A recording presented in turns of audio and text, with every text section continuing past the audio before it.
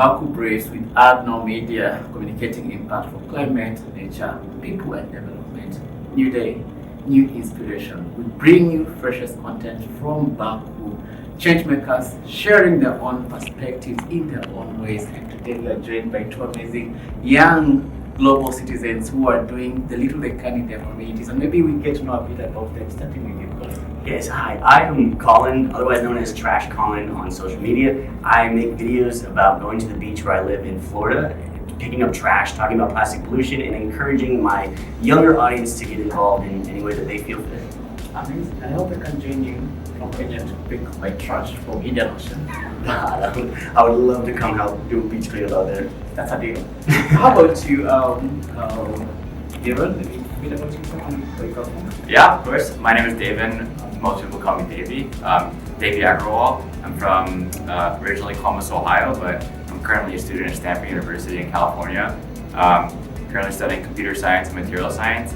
And ultimately, I'm very passionate about climate technologies. And mainly, I just think climate technologies hold the keys to radical impact in the improvement of so many lives around the world. And on a very fundamental level, I love building things and the things that are just out there, like battery energy storage, like climate, all these climate techs are fascinating to me. And the fact that I can be there building them and then also helping deploy them across the globe in an equitable fashion, that's the future I'm going for and what I'm passionate about. And I'm also very passionate about technology on the artificial intelligence side, which is representing Encode Justice here, encodejustice.org if you're interested in learning about them. But yeah, advocate for a human-centric future in AI. It means the future itself with these young men, technology definitely can be seen for the young people. I wonder because trash collecting and leading campaigns around plastic, how has the experience been for you? And why do you do the work you do? Yeah, I started doing it because I was seeing so much plastic on the beach that I lived on, and it really frustrated me.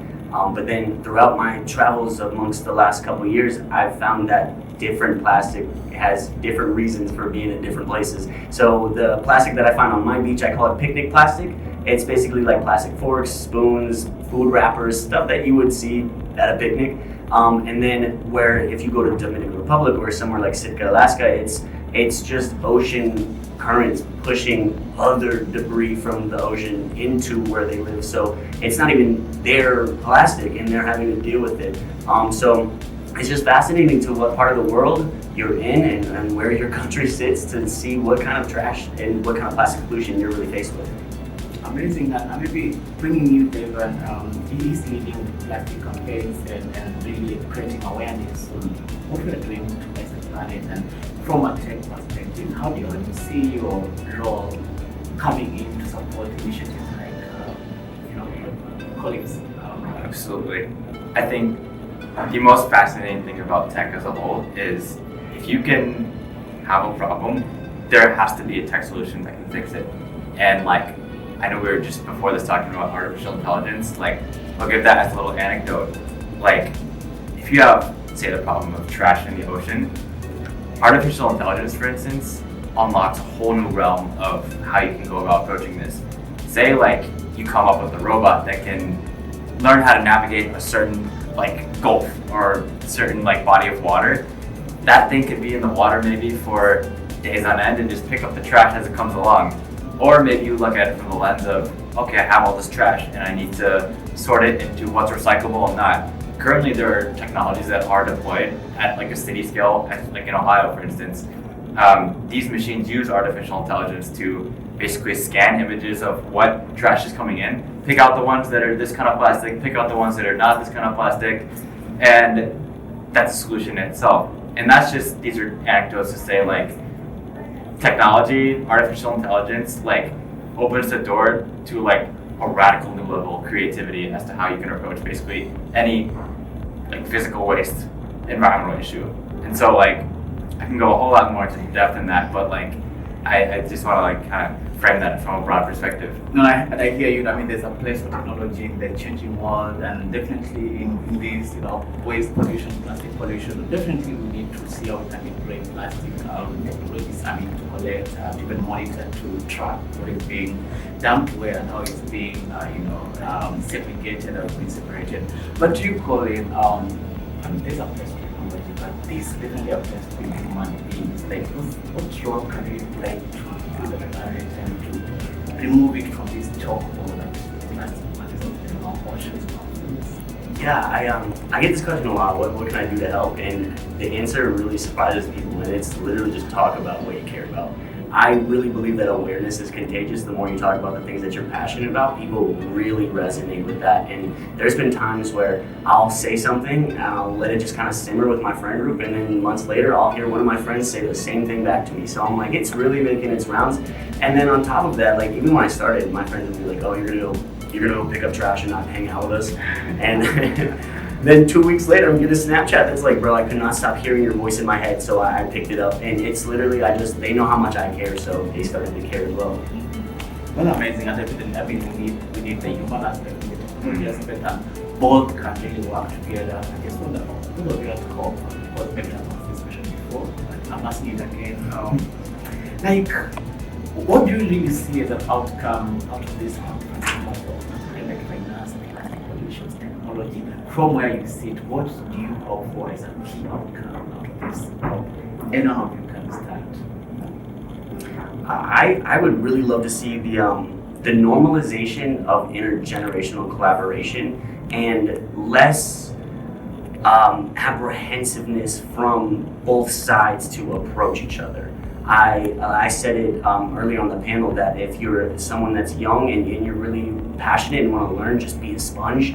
And if you're someone who's been in this space for a while and you're seeing that there's a lot of youth that care, open your doors to them and kind of share that knowledge, and then you'll see that there will be less of like that friction as we transition into more of a green future.